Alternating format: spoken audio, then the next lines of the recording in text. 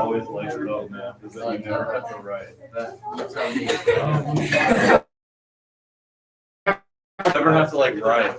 Like we never write an essay here. Like you just put notes. Do you ever write homework like an essay? I don't think. I don't know. That's right. I don't know what you said. No,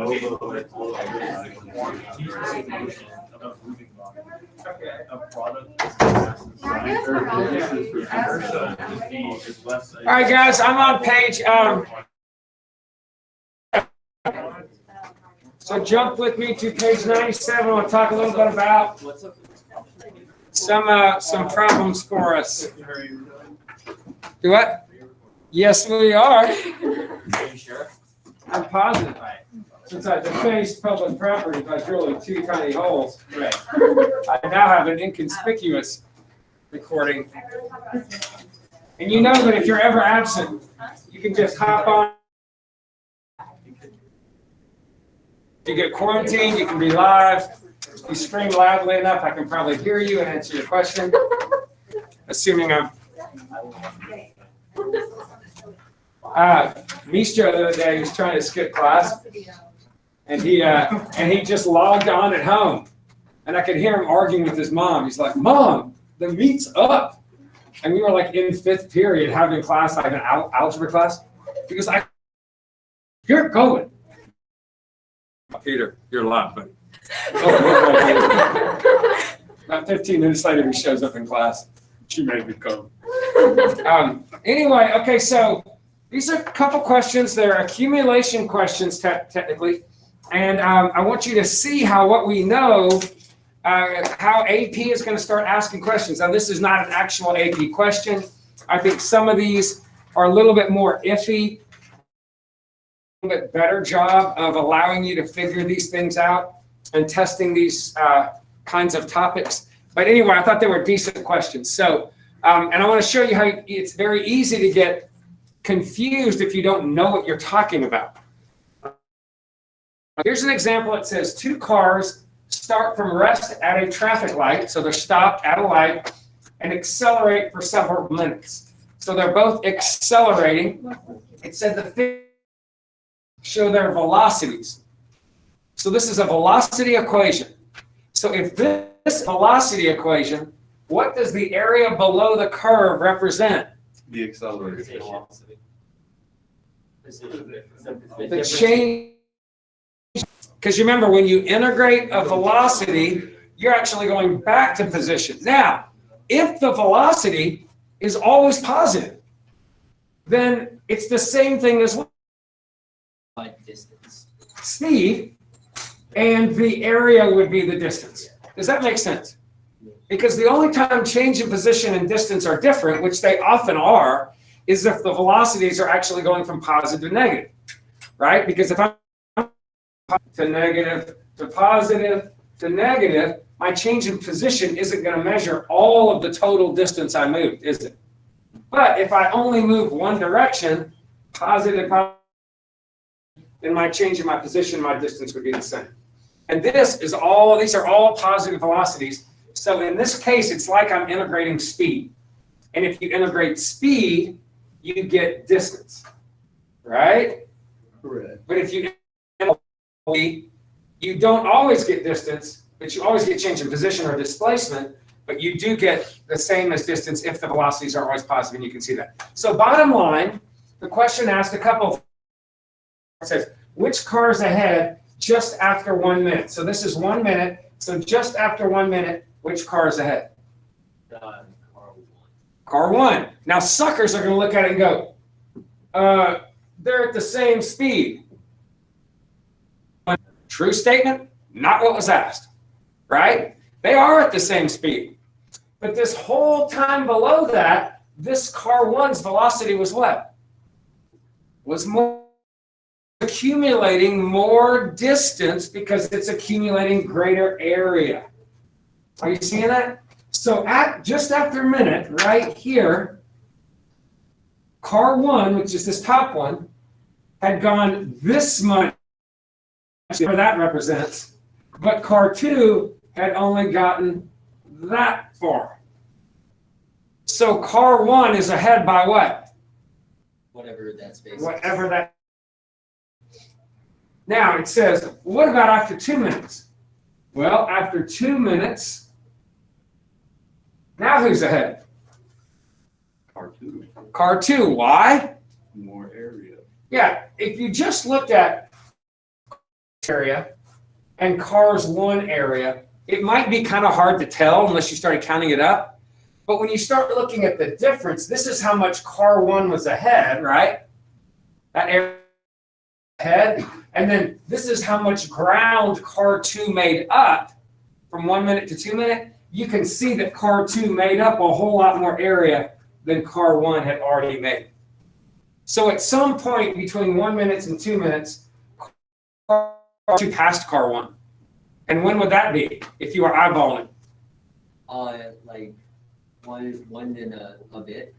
Whenever, yeah, Maybe 1 in a bit. And that would be like the AP. Their questions are a little bit more obvious, but whatever that area is, I don't know, maybe right here. If that area represents the same as that area, maybe somewhere right in there, that's when car 2 passed. But anyway, it's pretty clear to me that car 2 is now ahead by some more. Are you with me? Yeah. Okay, so moving on to the next one. And this is more like an AP-like question, but again, they would make it easier for you to calculate these values, calculate the values other than actually counting up the squares, which is kind of what you had to do here. So let's just take a look at this as soon as I answer the phone. Hey, John Ernest?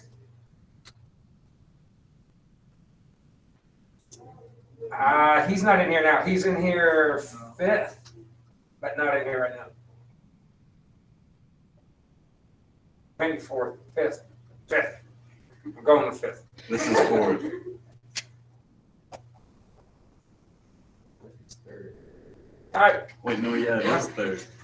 Yeah. Yeah, I think I'm third. John Ernest.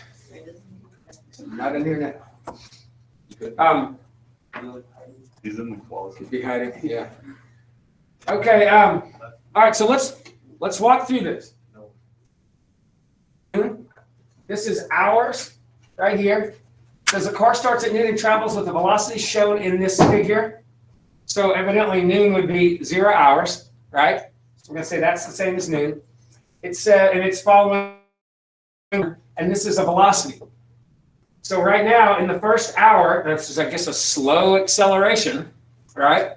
He goes from 0 miles per hour up to it looks like 56. Slowly. Now, I don't know why you would do that. Maybe it's a traffic jam and you're slowly coming out of the traffic jam.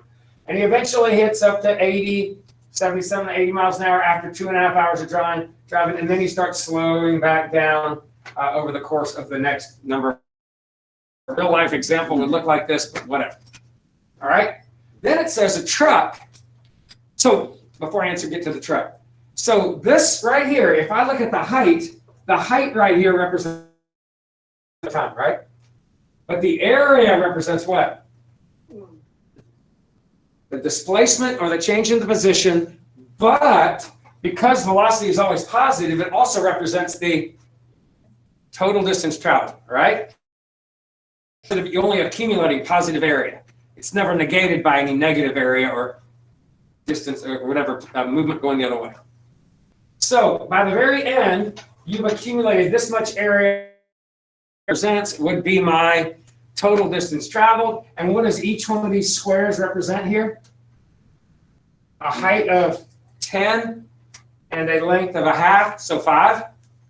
So count up the squares and you would know how far he had traveled in 1/2 hours. We can make some traffic squares. You could, absolutely, those are your options. And I could probably approximate those heights in there. That would be just as good if. Okay, now it says and then it says then the truck starts at 1. So the truck's not even going at noon. So the truck doesn't even begin till 1, and it says it does start from the same place though. So not from the same place the car is at an original starting place. It starts at 1 and travels at a constant velocity of 50. So at 50 miles an hour, you're right here. So this represents the truck. Here's your truck. First question, approximately how far away is the car when the truck starts? So what kind of a lead does the car have after the first hour? The area between 0 and 1. Y'all see the area under this curve right here, and you could count up 1, 2, 3.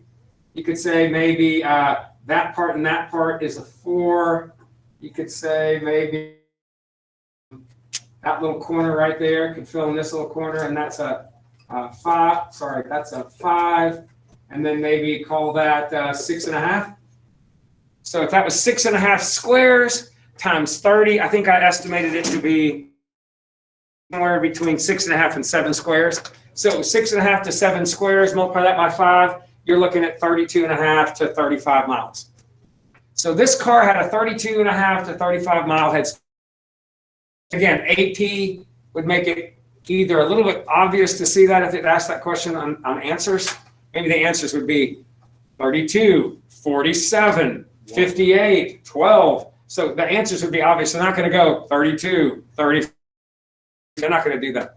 Yes? Where'd you get the 5 from? Oh, each square, since this is a half of a unit, that's a whole, that's a half, but I'm going up 10. So base is a half, height, area is just a 5. And make sure about that. Don't just always assume 1, 1. Don't do that. It's very easy to get trapped by that and don't. Okay, so that's how far they're ahead. Then it says during the period when the car is ahead, ahead a while, right? Because not only does it have a 32 to 35 mile head start, but now he's going faster than the truck, right? So it says during the period when the car is ahead, approximately when is the distance between them the greatest? When do you have the greatest possible distance that the car is ahead? Probably after peak. No, it'd be where they intersect. Be where they intersect. Oh, Why is that? He's right. He's still, this is the area higher than that, kind of like the other problem. He's still going faster, so he's still furthering the distance, isn't he? So all of this right here, I'm furthering the distance. I'm even though I'm slow compared to my original problem, my velocities are slowing down. I'm still going faster, right? So greater distance, greater distance, greater distance. But at that point, they are now going both 50. And at that point, further ahead, am I? So right there, wherever that is, 4.5 hours. So that would be a 4:30. So at approximately when is the distance between them the greatest? At about 4:30 now. What is that greatest distance? How much further ahead is the car than the truck? those two areas right there. Yeah, so what you could do is just count these 2 shaded areas, right? Or you area of the car, which is everything under there, and then just subtract 1, 2, 3, 4, 5, 6, 7, 1, 2, 3, 4, 5. Subtract the 35 times 5 from it, right? Does that make sense? I've already calculated this. It might be easier just to go through there and just calculate how many dots all that, how many squares that is. I think that's what I did. So I counted up those. I got another another 11 squares, and I added those 11 squares and multiplied by 5 and got somewhere in the 90-mile range, 85 to 90-mile range. So this is 85, 90 miles ahead at the point where they're now going the same distance. How do people miss this mostly? Are the truck and the car in the same spot, and they go, oh, right there at 4.5 hours. That's not the same spot. That's the same what? Speed or velocity in this case. You get away with speed because they're both positive. Gravity. We're finding where they. Yeah, but what's happening on the graph? Oh, now the. Yeah, now the truck, which is maintaining a constant 50, because down, maybe it hit the traffic jam earlier or something, heading into LA or whatever. Maybe it's slowing down. Granted, it's 90-something miles ahead, so the car is actually slowing down. The truck is starting to gain on him. You had a transmission issue. It's just starting to slow down, whatever. You never know. Can't go into third gear. I don't know. So right here, when approximately does the truck overtake the car? So what areas? The area under the truck graph, the area car graph. So you could calculate the total area under the truck graph and the total area under the car graph and start to approximate. Or what could you do? This ended up being right, or guess, or what could you do? This ended up being about 18 squares ahead. So could you start eyeballing 18? Because that would be the difference. That's when the truck is gaining. And 18 squares there, you could say like 1, 2, 3, 4, 5, 6, 7, 8, 9. Maybe that and that are 10. Maybe that's 12, 13, 14, 15 and a half, 16 and a half, 17 and a half, maybe 18, maybe somewhere in there. That's when the 18 squares are made up. I'll park this at about 8.5 hours. I think I was a little bit maybe closer to the line. But again, if it was an AP question, they would probably say at 6 hours. They definitely would have it 4.5 hours. When are they? It's a sucker answer. At 4.5 hours, 8, 5.5, 6.5, 7.5, 8.5, 9.5. But it would be something where it would be a little bit more obvious. They're not going to ask you to find that and then give you really close answers where you exact on your guesses. Are y'all seeing this? Yes. And again, I'm integrating without integrating because I'm accumulating, and accumulating area is integration. Except I just don't have an actual function to use to actually. All right, so I'm going to introduce, I didn't want to formally do it, but I wanted to talk about it, kind of throw it out there, and then we'll formally do it later. And the fundamental theorem of calculus is what I'm talking about here. Calculus can be written in a lot of different forms. If you're taking physics 2 and you're actually integrating like a function from 2 to 10 or something like that, you're actually using the fundamental theorem. He probably just hasn't called it the fundamental theorem. He might have. No, he didn't have Helmers. I mean, he had Helmers as a 9th grader and me as a 10th and 11th grader. But 12th grade, when he took calculus. No, he did.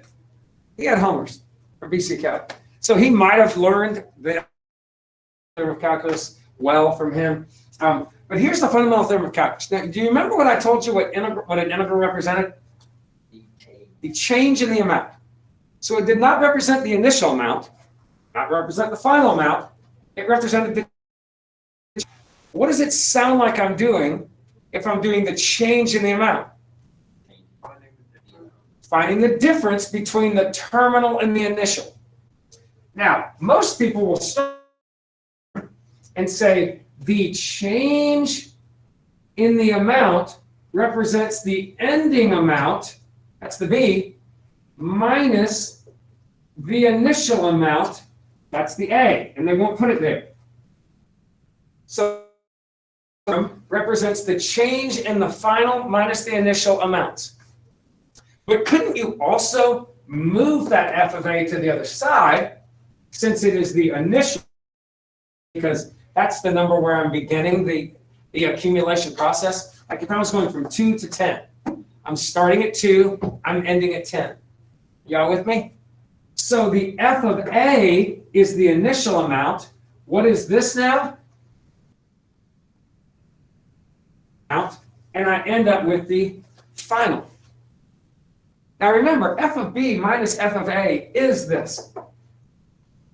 Okay, but doesn't it make sense then that f of a plus f of b minus f of a equals f of b? Does that algebra make sense?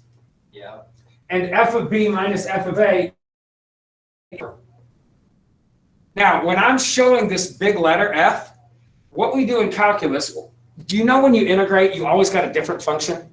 You integrate for e to the x. You integrate sine, you get a negative cosine. You integrate x, you get an x squared over 2, right? You're always getting this other function. Well, in the absence of knowing what the function is, I got to express it as something.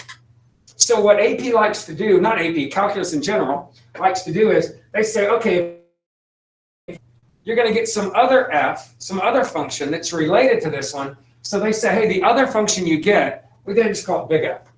Now they don't have to call it big F. Velocity, I get position. I don't call it big V, but I could, but there's another name for it. But in the absence of some other name, I usually say, hey, if I integrate little f, I get big F. If I integrate little g, I get big G. That's a common practice. So this, when I integrate, I'm going to get some other function. When I plug in, and you'll see this later, when I plug in the two values and subtract them, that's a change in the amounts. What we're going to be doing is just remembering when I accumulate area, finding f of x or f of b, I'm finding the change. But if I take the change and add it to some initial amount, that gives me the final. And remember, I don't always have to start at 0. I don't have to say, hey, oh, at time 0, right? And I accumulate from time 0 to time 10, I accumulate 2 feet. That doesn't mean I have 2 feet on the ground. It means I might have started with, but I didn't have to start at time 0. I could have started at time 6 to 10 and accumulated 2 feet. All right? But whatever that value is right there, if I know the amount at that time, and then I add a change in the amount to it, that gives me the ending amount at that time. And that's what the fundamental theorem is trying to communicate. And we'll beat this into the ground for the rest of this chapter. So let me just give you an idea of what I mean by this. And I'll leave that. F of f prime. So this is the slope of f. Okay? Now check this out. If you integrate, this is a hypothetical. If I integrate g of x from a to b, that's going to give me a new function, right? And that new function, in the absence of knowing what g is, what will I probably call it? Based on what we just said. Yeah. Big G. I get a new function, big G of x. And what I'll end up doing is taking that big G of x, plugging the b in, plugging the a in, and that will be my fundamental theorem. What we're going to do today is we're going to take that negative g of a and bring it over here and make it positive g of a. All right? That's what we're doing. Now, that's if I started with g. If I start with f, this is a big thing right here. Okay, what am I going to end up with? Big F. Now, here's the big question. What if I start with f prime?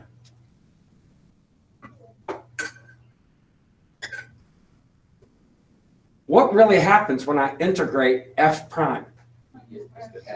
I go back to regular f. If you take a derivative of f, you get f prime.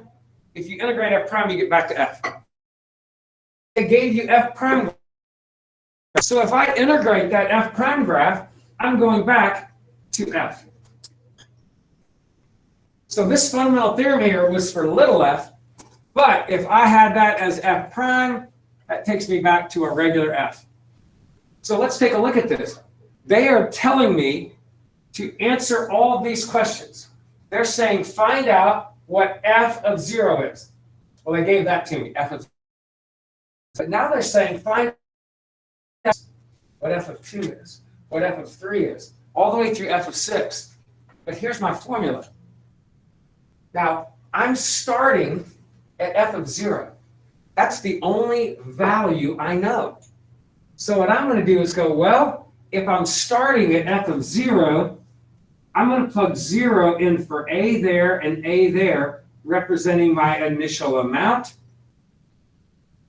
place where I accumulate my area. And I'll be beginning right here. Are you with me? And then the b value here will be what I'm trying to find. So if I'm trying to find from 0 to 1, I come in here and I go from 0 to 1. I can now find f of 1 by finding the change 0 to 1 to how much I started with.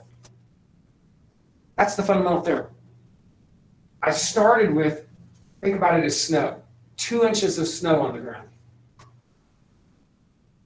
Started with that. Then I accumulated how much from 0 to 1. How much is that? Negative a half? Because 1/2 base times height's a half, but below. So evidently, that's negative a half. That's saying that a 1/2 inch of snow melted, and my F of 1 tells me I now have 1.5 inches on the ground. My total amount. My change in the amount was negative a half. But what is on the ground is I lost a 1/2 inch from this. Now, what happens from 0 to 2? Well, I'm starting at 0. Now I'm going through to 2. Now, what happened? I started at 2, but now I lost what? 1.5. 1.5. So now I'm down to a 1/2 inch left on the ground. Now the change in the amount was negative a 1/2 inches. I lost, in whatever that time period was, if this is snow, I lost 1.5 inches of melting. Right? Now what happens? Snow is going to be a bad example here, because I can't have negative snow, but I'm about to. Okay, so now to get to 3,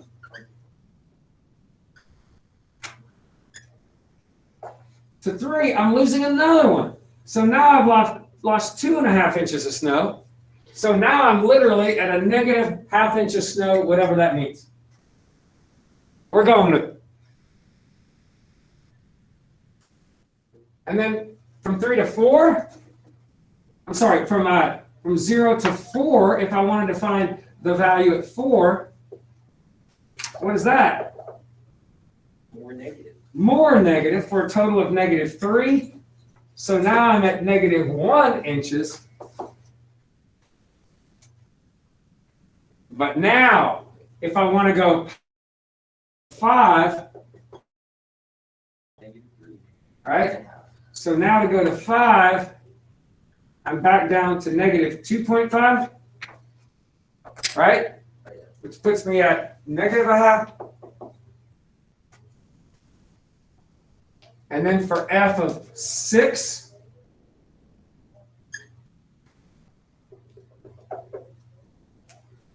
I've added another 1. So I'm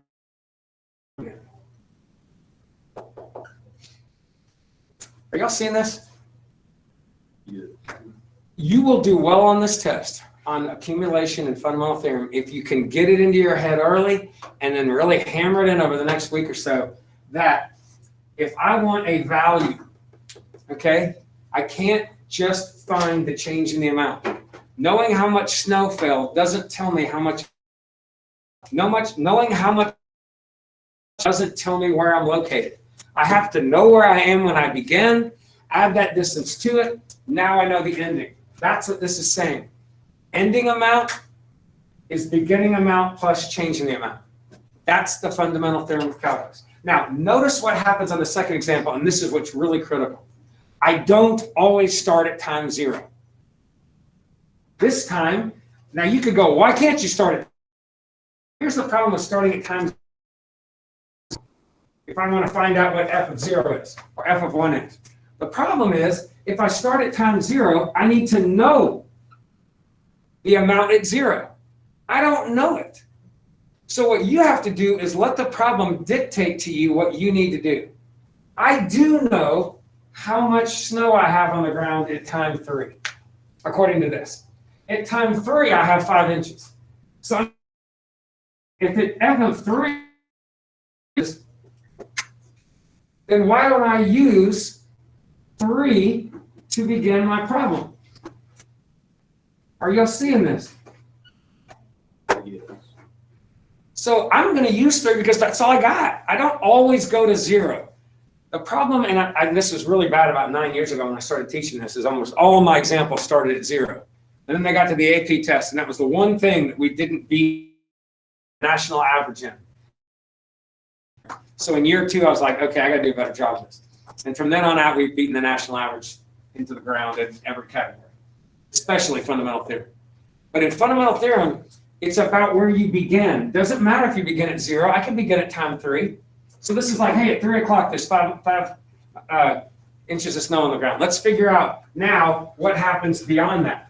I know f of 3 is 5. How would I figure out f of, well, that's, so forget all of this.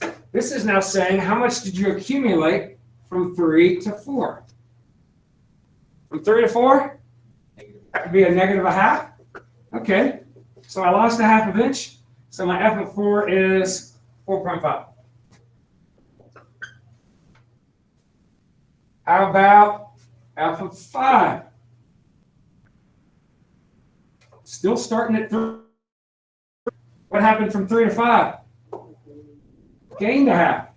So what's f of 5? 5.5 inches.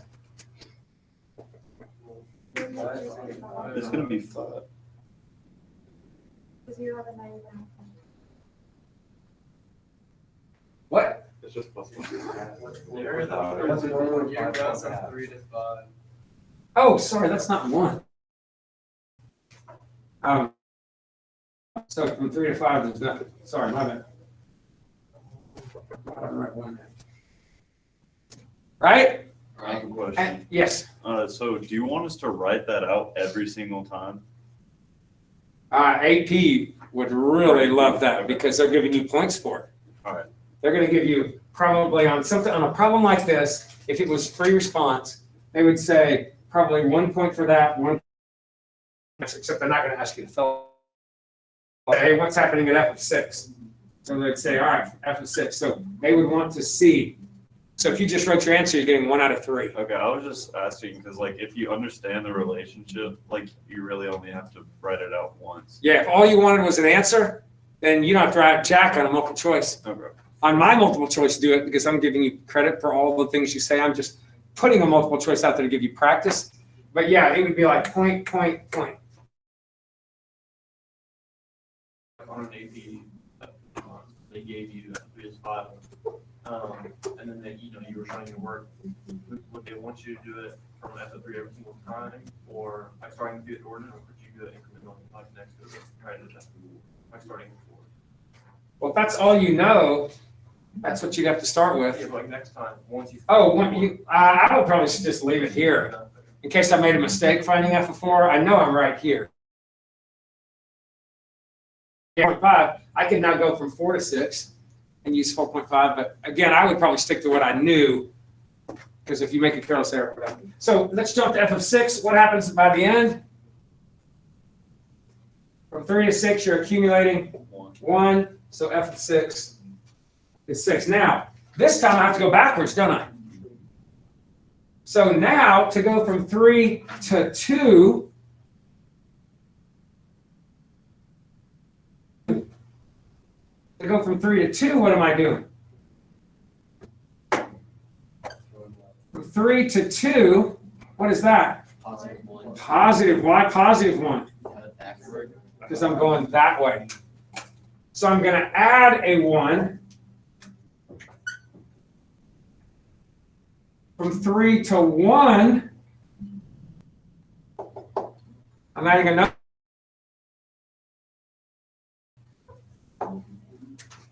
So that's at 7. And then finally, from 3 back to 0, I'm adding 2.5. You with me? I'm telling you, even when you understand it, it is so easy. I have done it. We'll go. You forgot to add the initial amount. I'm like, dang it. It's so easy to just find the integral and find the change in the amount and think of that's what you have, but it's not what you have. It's how much it's changed. Yeah, I'm 20 miles away. My change in my position, that may be true, but where am I located? That's different. You have to add it to based on how many miles you began away to begin with. So remember, the change in the position, or the change in the amount of snow, or the change in the number of gallons, you have to add it to the initial amount to get your terminal amount. And that's what the A and the B mean. Initial terminal. All right? How you feeling? Good. Fundamental theorem? Good. Right. We're going to actually have a formal day of introducing that, so I'm going to say it again, and you're going to get even more and more comfortable with it. But if you all over this test, I mean, all over it, and it's kind of subtle, sometimes not so subtle. Anyway, how about this? This in your book, this is the pond problem. It was a good problem for sneaking in a trapezoidal sum and finding some volume or area in this case, which leads to volume. But it really was way more algebra than I needed. So I've actually changed it. Yours is the old one. I just want, based on what this little surveyor did, he was trying to find out how many fish to stock in this lake. And you don't want to overstock a lake, right? I mean, if you have, it's like putting 1,000 fish in a bathtub, they're going to all starve to death.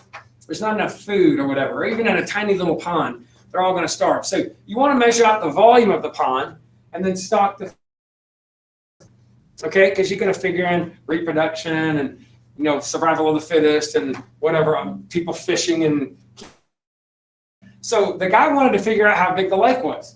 So what he did was every 200 feet, he started at one end, and every 200 feet, he measured the width across.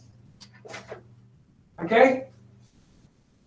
And if he measures every 200 feet the width across, that's like he has a base, right? And then a couple heights. My height here was evidently 0. I guess it came together like that. Right? There's no width there. I'm sorry, the width. Or again, with the trapezoids we were doing, it's kind of like height. And then he measured that and got a height, that and got a height, that and got a height, or width. Right? Again, I'm trying to relate that to our trapezoids being heights, widths. So using a trapezoidal sum, how can I find the area?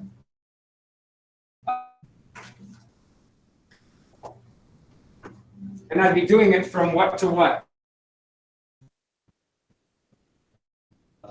From 0 to whatever, 200 times So 0 to 1600? 8, yeah. 1, 2, 3, 4, 5, 6, 7, 8 times 200. So 0 to 1600. I'm going to use a trapezoidal approximation, and I can find the surface area. So what does the trapezoid tell me? 1/2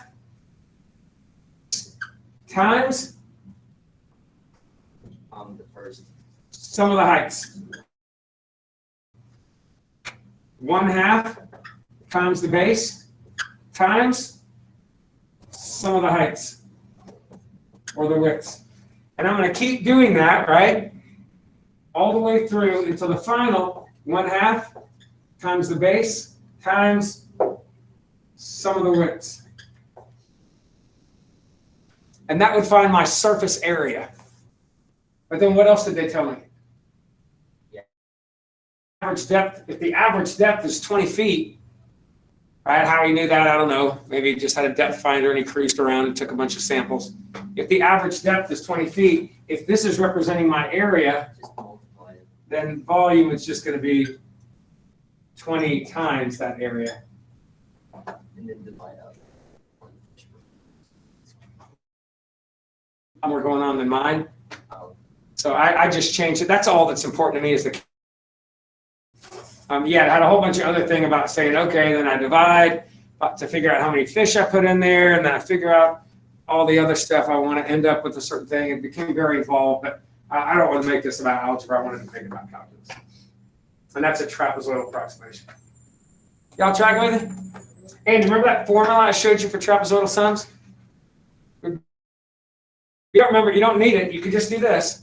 But if you did know it, you would say, wait, I could 200 because that's the same. And then what does the formula tell me to do? Take each width or height. There's the first one. And then what do I do with all the ones in the middle? Double them. So 2 times 520, 2 times 800, 2 times 1,000, 2 times 1140, 2 times 1160, 2 times 1110, 2, and then finally the very last one. And that would be a lot easier to type into your if you knew that formula. Are y'all seeing that? But again, AP, when they ask you to do trapezoidal sums, there's usually like 4 or 5 trapezoids. not 8. So it's not like it's that big of a deal to do just to write them all out. So if you know the formula, great.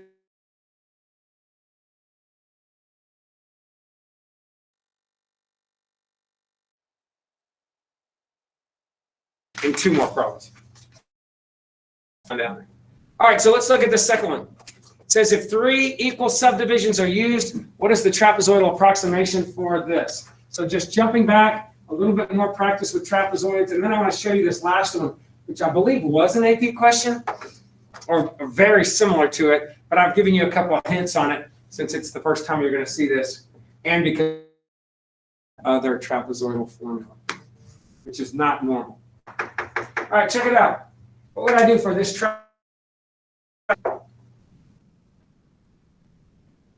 What do I need? It says I'm using 3. So I need to know, all right, the area here. Do not integrate this manually. That is not what it's asking you to do. I can approximate it by going 1/2 times the base. And what would the base be? 0 to 3, and I have 3 intervals. Right, because I go 3, ending minus beginning over 3. And then what would the heights be, and what would the 2 heights be located at? Wait, why is the beginning for the equal subdivisions 1?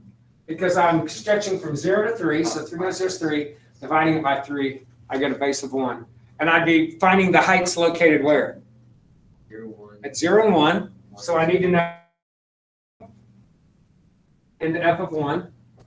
And then I'm going, all right, 1/2 base. And now I'm finding the at 1 and 2.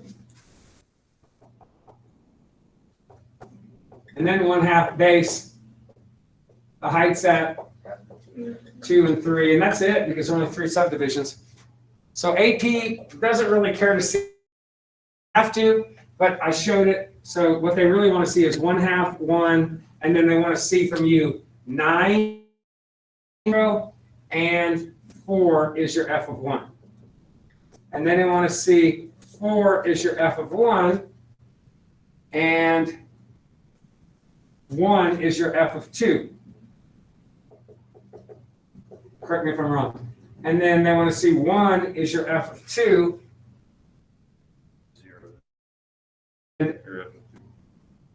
9, 18, and 0 is your f of. So they want to see that setup, and then they want to see what 13 halves plus 5 halves plus 1/2 is 19 halves. And that would be 9.5 or C.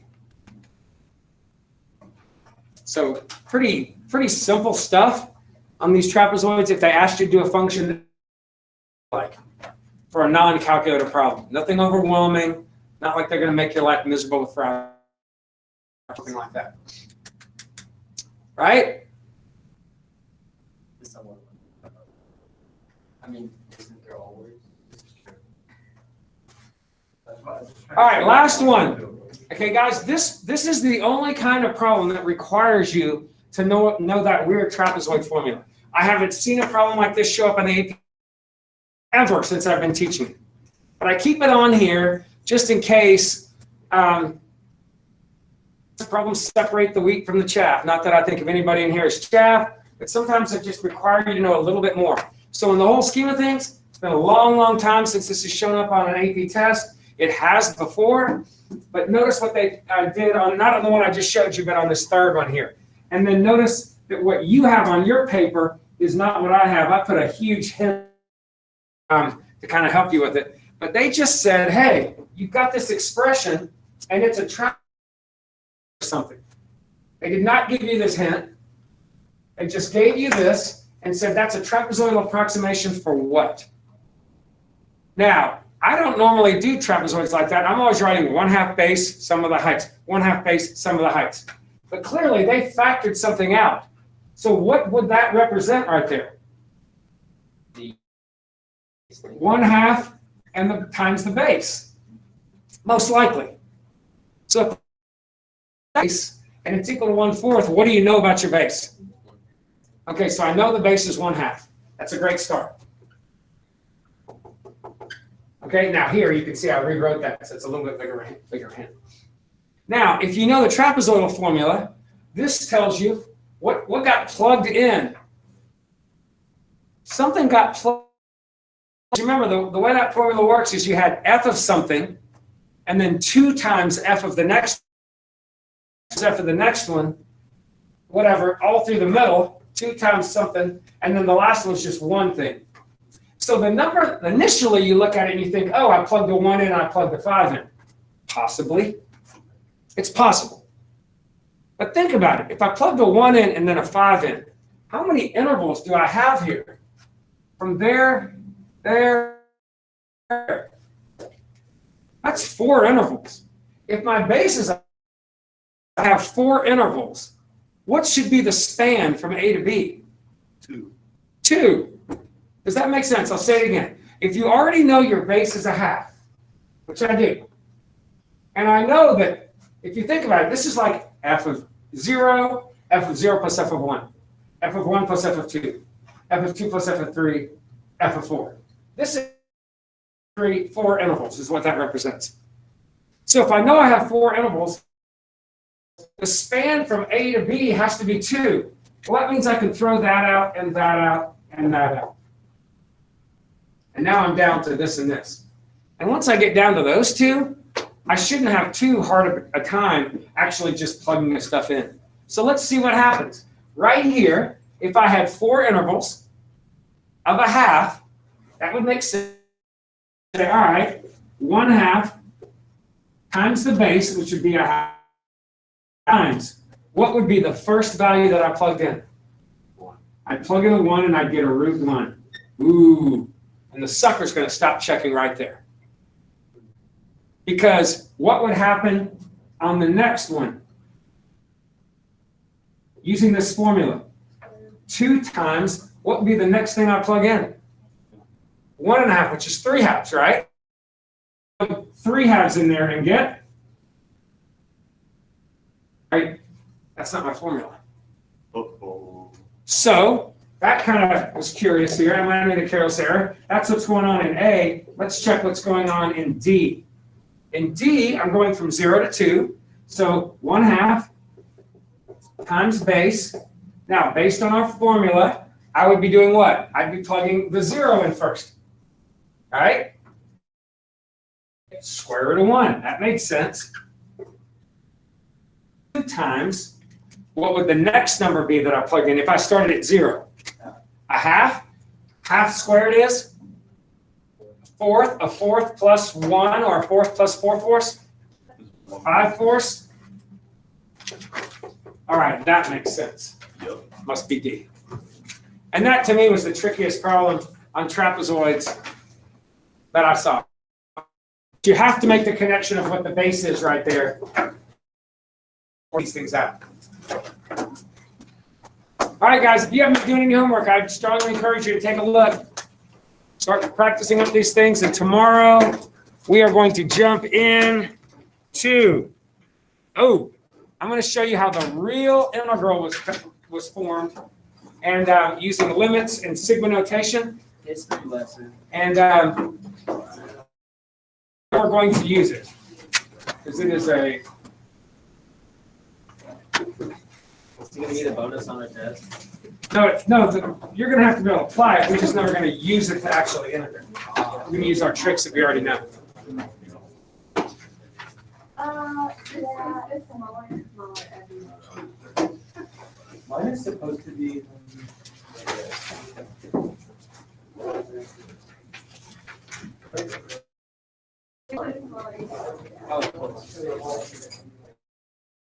There we go. Let's get it right. This Thank you. was the financial aid.